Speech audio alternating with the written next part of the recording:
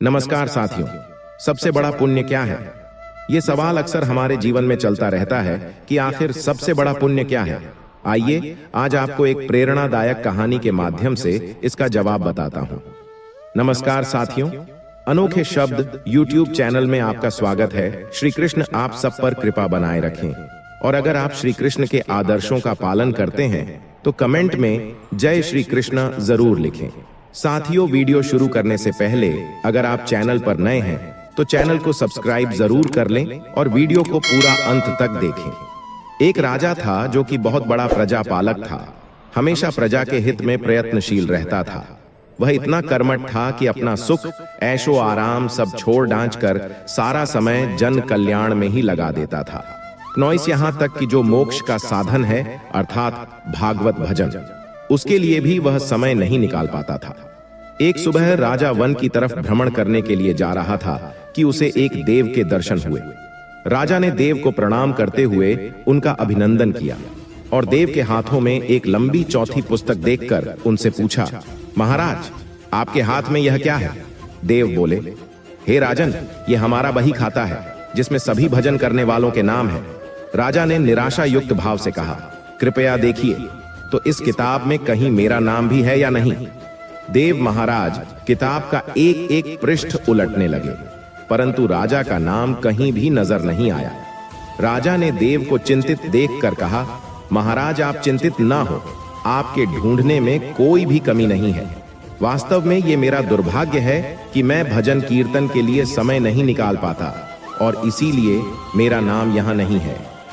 उस दिन राजा के मन में आत्मग्लान इसी उत्पन्न हुई, लेकिन इसके बावजूद उन्होंने इसे नजरअंदाज कर दिया और पुनः परोपकार की भावना लिए दूसरों की सेवा करने में लग गए। कुछ दिन बाद राजा फिर सुबह वन की तरफ टहलने के लिए निकले तो उन्हें वहीं देव महाराज के दर्शन हुए। इस बार भी उनके हाथ में एक पुस्तक थी। इस पुस्तक के रंग और आकार में बहुत भेद था और यह पहली वाली से काफी छोटी भी थी।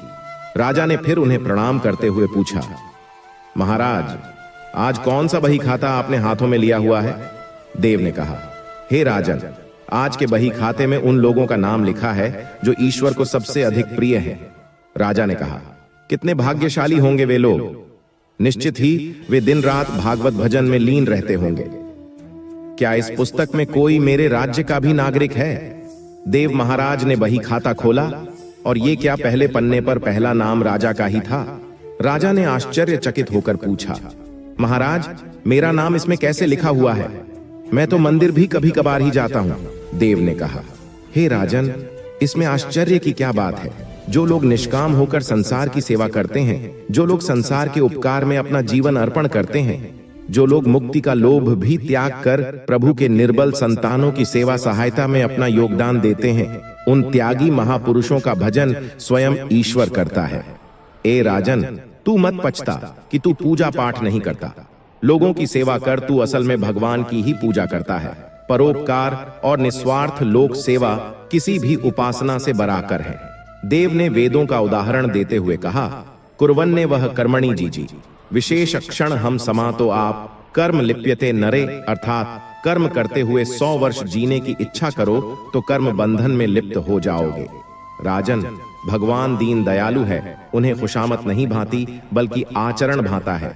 सच्ची भक्ति तो यही है कि परोपकार करो, दीन दुखियों का हित साधन करो। अनाथ, विधवा, किसान, वन निर्धन आज अत्याचारियों से सताए जाते हैं, इनकी यथाशक्ति सहायता और सेवा करो और यही परम भक्ति है। राजा को आज देव के माध्यम से बहुत बड़ा ज्ञान मिल चुका था और अब राजा भी समझ गया कि परोपकार से बड़ा कुछ भी नहीं और जो परोपकार करते हैं वही भगवान के सबसे प्रिय होते हैं। दोस्तों, जो व्यक्ति निस्वार्थ भाव से लोगों की सेवा करने के लिए आगे आते हैं, परमात्मा हर समय उनके कल्याण के लिए यत्न करता है। हमारे पूर्वजों ने कहा भी है, परोपकार आय पुण्य भवति, अर्थात दूसरों के लिए जीना, दूसरों की सेवा को ही पूजा समझकर कर्म करना परोपकार के लिए। अपने जीवन को सार्थक बनाना ही सबसे बड़ा पुण्य है और जब आप भी ऐसा करेंगे तो स्वतः ही आप ईश्वर के प्रिय भक्तों में शामिल हो जाएंगे। गीता ही नहीं, भारतीय दर्शन के अनुसार पुण्य वह कर्म है जिससे परोपकार हो और कर्ता के मन में खुशी की भावना उत्पन्न हो जाए। जैसे अगर कोई व्यक्ति 600 जोड़े जूते उन मजदूरों को बांट देता है जो ठंडे क्षेत्रों में चप्पल पहनकर काम करते हैं, और इस कर्म को करने के बाद वह व्यक्ति खुश हो जाए, तो यह कर्म पुण्य हो गया। यदि उपरोक्त कर्म करने के बाद उस व्यक्ति के मन में खुशी की भावना उत्पन्न नहीं होती है, तो यही कर्म निष्काम हो जाता। जिस प्रकार सामान्य मनुष्य के मन में अच्छा कर्म करने के बाद खुशी की भावना उत्पन्न होना स्वाभाविक है, उसी प्रकार निरंतर अभ्यास और वैराग्य से पवित्र किए गए मन में खुशी की भावना उत्पन्न न होना भी स्वाभाविक होता है। अर्थात निष्काम भावना से कर्म करना तभी संभव है जब मन अत्यंत पवित्र हो चुका हो। हम आए दिन ये सोचते रहते हैं कि मृत्यु उपरांत हमारी आत्मा का क्या होगा, क्या इसे दूसरा शरीर प्राप्त होगा या ब्रह्मांड में यह आत्मा विलीन हो जाएगी। तो इसके जवाब में कई सज्जन लोग कहते हैं कि कर्म ही इस जगत का सर्वश्रेष्ठ सत्य है। जैसा कर्म वैसा फल। यदि कुकर्म करोगे तो पाप के भागीदार बनोगे, यदि पुण्य करोगे तो अपना यह जीवन साकार करोगे। पुण्य का अर्थ पवित्रता से जोड़ा जाता है। पुण्य से तात्पर्य है कि जिसका हृदय निश्चल वो उदार चित्त होता है तथा जिसके हृदय में दूसरे के प्रति पवित्रता की अभिव्यक्ति होती है, वह पुण्य कहलाता है। अब सवाल यह उत्पन्न होता है कि पुण्य में सबसे बड़ा पुण्य कौन सा है? इस धरती पर मनुष्य का सबके साथ लगाव है। चाहे प्रकृति की बात करें या जानवरों की, ये लगाव कहीं ना कहीं लाभ या फायदे का लगाव है। क्योंकि मनुष्य की प्रकृति है कि जो चीज उसे फायदे की लगती है उसे वह उसी समय अपना लेता है, तथा जो चीज उसे फायदा नहीं पहुंचाती उसे वो कूड़े के ढेर में ढेर कर देता है। आधुनिक समय में इस दुनिया में मनुष्य को सबसे ज्यादा किफायती जो चीज लगती है वह है धन और दौलत। और अधिकतर मनुष्यों की सोच होती है कि जिनके पास दौलत है वह ज्यादा अच्छा कर्म कर पाते हैं और पुण्य कमा पाते हैं। गरीब लोग तो पुण्य नहीं कर पाएंगे, परंतु यह सोच गलत है। सत्यता यह है कि धन जोड़ने से अपवित्रता आती है और धन का परित्याग करने से पवित्रता आती है। सच्चे अर्थों में वही धन पवित्र माना जाता है जो अच्छे कार्यों में विनियोजित हुआ हो, और अच्छे कार्यों का फल पुण्य होता है। गीता में लिखा है, बिना कर्म के जीवन बना नहीं रह सकता। कर्म से मनुष्य को जो सिद्ध प्राप्त हो सकती है वह तो संन्यास से भी नहीं मिल सकती। गीता में यह भी लिखा है कि जो काम आपके हाथ में इस समय है, यानी वर्तमान कर्म, उससे अच्छा कुछ नहीं है। दोस्तों, क्या आप जानते हैं कि आपको आपके द्वारा किए गए कर्मों का फल किस प्रकार मिलता है?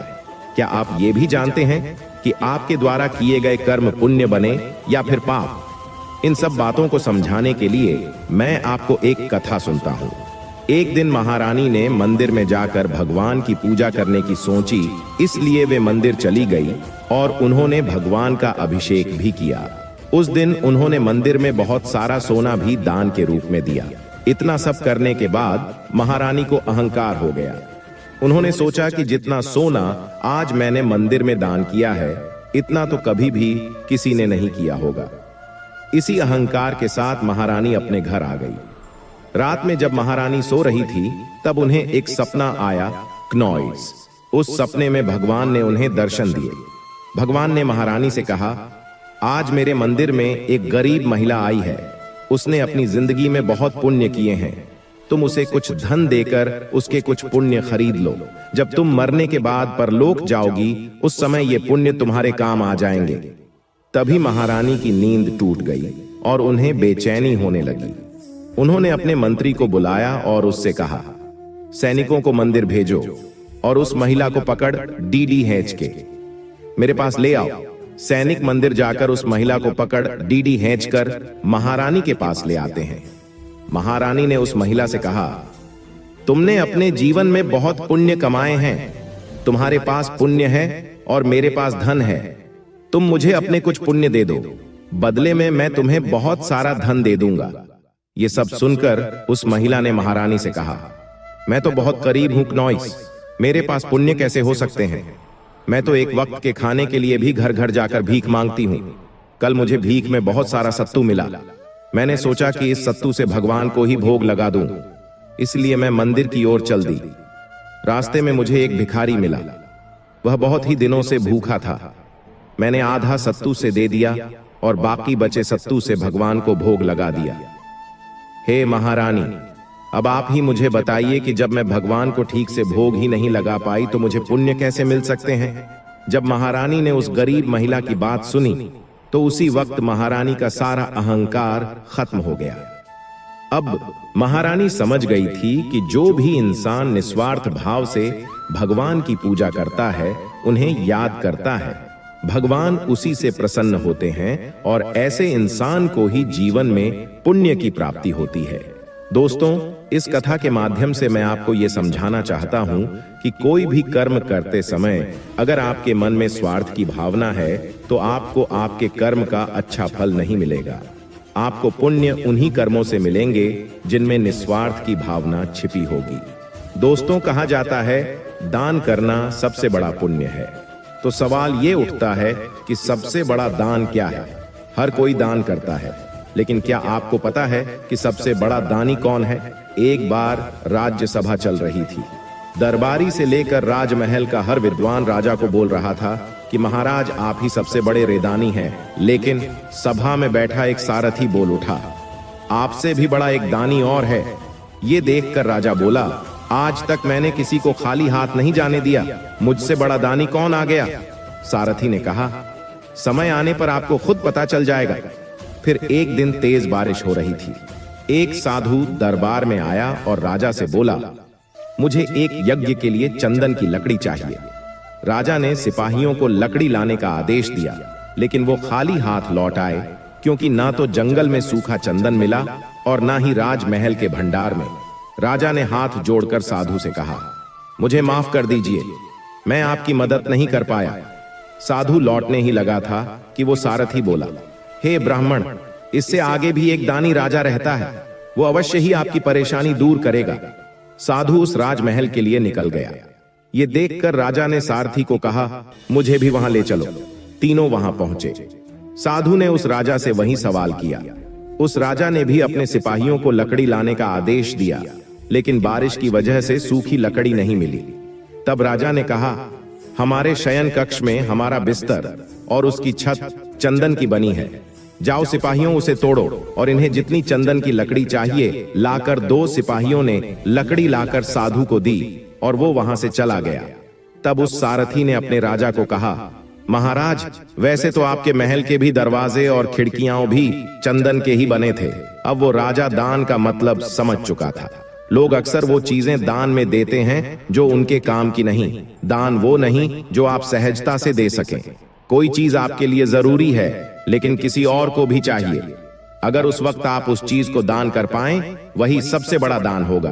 क्नोइस, भूखे को भोजन, प्यासे को पानी, किसी को प्राण दान, कन्यादान, भूमिदान, विद्या दान, गौदान आदि महादान की श्रेणी में आते हैं। हिंदू धर्म में दान देने का बड़ा महत्व बताया गया है। ऐसा माना जाता है कि दान देने से व्यक्ति को पुण्य की प्राप्ति होती है और साथ ही इस लोक के बाद परलोक में भी कल्याण होता है। लेकिन आज के समय लोग दान का अर्थ केवल पैसे से ही समझते हैं। लोगों की नजरों में केवल पैसा ही रह गया है, लेकिन फिर भी दान कर्म को पुण्य कर्म में जोड़ा जाता है। दान का शाब्दिक अर्थ है देने की क्रिया। सुपात्र को दान देना परम कर्तव्य माना गया है। दान की बहुत महिमा बताई गई है। आधुनिक संदर्भों में दान का अर्थ किसी जरूरतमंद को सहायता के रूप में कुछ देना कहते हैं, पर जरूरतमंद को देना शास्त्र की दृष्टि से कर्तव्य माना जाता है। किसी विशेष फल की इच्छा से किसी वस्तु पर से अपना अधिकार समाप्त करके दूसरे का अधिकार स्थापित करना दान है। साथ ही यह आवश्यक है कि दान में दी हुई वस्तु के बदले में किसी प्रकार का विनिमय नहीं होना चाहिए। इस दान की पूर्ति तभी कही गई है जबकि दान में दी हुई वस्तु के ऊपर पाने वाले का अधिकार स्थापित हो जाए। मान लिया जाए कि कोई वस्तु दान में दी गई, किंतु उस वस्तु पर पाने वाले का अधिकार होने से पूर्व ही यदि वह वस्तु नष्ट हो गई तो वह दान नहीं कहा जा सकता। ऐसी परिस्थिति में यद्यपि दान देने वाले को प्रतिवाय नहीं लगता, तथापि दाता को दान के फल की प्राप्ति भी नहीं हो सकती। सात्विक, राजस और तामस, इन भेदों से दान तीन प्रकार का कहा गया है। जो दान पवित्र स्थान में और उत्तम समय में ऐसे व्यक्ति को दिया जाता है जिसने दाता पर किसी प्रकार का उपकार न किया हो, वह सात्विक दान है। अपने ऊपर किए हुए किसी प्रकार के उपकार के बदले में अथवा किसी फल की आकांक्षा से अथवा व्यवस्थावश जो दान दिया जाता है, वह राजस्व दान कहा जाता है। अपवित्र स्थान एवं अनुचित समय में बिना सत्कार के अवज्ञ तार्पुक एवं अयोग्य व्यक्ति को जो दान दिया जाता है, वह तामस दान कहा गया है। वाचिक और मानसिक इन भेदों से पुण्य दान के 3 भेद गिनाए गए हैं। संकल्प पूर्वक जो सुवर्ण, रजत आदि दान दिया जाता है, वह का एक दान है। अपने निकट किसी भयभीत व्यक्ति के आने पर जो अभय दान दिया जाता है, वह वाचिक दान है। जप और ध्यान प्रवृत्ति का जो अर्पण किया जाता है, उसे मानसिक दान कहते हैं। दान बहुत से हैं, जिनमें विद्या दान, विद्या देना, भूदान, भूमि देना, अन्नदान, कच्चा या पका भोजन देना, कन्यादान, गोदान, गो देना, अष्ट महादान, 10 महादान, तुलादान आदि है। जिस व्यक्ति को दान दिया जाता है, उसे दान का पात्र कहते हैं। तपस्वी, वेद और शास्त्र को जानने वाला और शास्त्र में बतलाए हुए मार्गम के अनुसार स्वयं आचरण करने वाला व्यक्ति दान का उत्तम पात्र है। यहाँ ब्राह्मण का प्रथम स्थान है। इसके अनंतर विद्या, गुण एवं व्यय के अनुपात से पात्रता मानी जाती है। इसके अतिरिक्त जामाता, दौहित्र तथा भाग्य ने भी दान के उत्तम पात्र है। ब्राह्मण को दिया हुआ दान षड गुणित क्षत्रिय को त्रि गुणित, वैश्य का द्विगुणित एवं शूद्र को जो दान दिया जाता है, वह सामान्य फल को देने वाला कहा गया है। उपर्युक्त पात्रता का परिगणन विशेष दान के निमित्त किया गया है। दान का महत्व बताते हुए कहा है कि दान न देने से दरिद्रता होती है, दरिद्रता के प्रभाव से पाप कर्म करता है, पाप कर्मों के प्रभाव से नरक में जाता है और नरक से आकर पुण्य दरिद्री और फिर से पापी बनकर जन्म मरण के चक्कर में लगा हुआ कभी सुख नहीं पाता। दोस्तों, आप अपने दरवाजे से किसी को भूख न जाने दीजिएगा। घर की जब रसोई शुरू होती है तो आप बाहर पहुंचकर दरवाजे पर पहुंचकर के एक बार देखिए, कोई खड़ा तो नहीं है, कोई भूख प्यासा तो नहीं खड़ा है, और उसको बुलाकर के बैठा करके उसको भोजन कराएं। इस कलयुग में एक मुक्ति का परम साधन बताया गया है। एक बार नारद मुनि घूमते हुए प्रभु कृष्ण की दर्शन की इच्छा रखते हुए उनके महल में गए। सबने उन्हें प्रणाम किया तथा यथोचित उनका सम्मान करके उनके सन्मुख खा डीडीए हो गए। यूं ही बातों बातों में सत्यभामा ने कहा कि हे महर्षि, आप मुझे आशीर्वाद दीजिए कि अगले जन्म में भी भगवान श्री कृष्ण ही मुझे पति रूप में प्राप्त हो। नारद जी बोले, हे देवी, ऐसा हो तो सकता है, परंतु इसके लिए कुछ नियम है। तब सत्यभामा ने कहा, हे महात्मा, ऐसा क्या नियम है, आप मुझे बताइए। मैं अपने प्रभु को जन्म जन्मांतर को पाने के लिए सारे नियमों का पालन कर सकती हूं। तब नारद जी ने बोले, यदि कोई व्यक्ति अपनी सबसे अधिक प्रिय वस्तु इस जन्म में दान करे तो अवश्य ही वह वस्तु उसे अगले जन्म में प्राप्त होती है। तो अगर आप भी ऐसा चाहती हैं तो आपको भी श्री कृष्ण का दान करना चाहिए, तभी वो आपको अगले जन्मों में भी प्राप्त होंगे। तो फिर मैं प्रभु को किसे दान करूं? सत्यभामा ने नारद जी से पूछा, आप हमें ही दान कर सकती हैं। प्रभु को नारद जी बोले।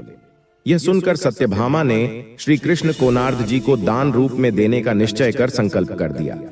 जब अपने दान की वस्तु साथ ले नारद जी स्वर्ग लोक को जाने लगे तो सत्यभामा को चिंता हुई।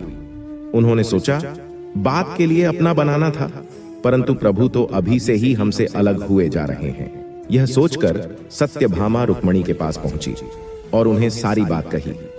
तब तक नारद जी श्री कृष्ण को अपने साथ ले जाने की तैयारी कर चुके थे।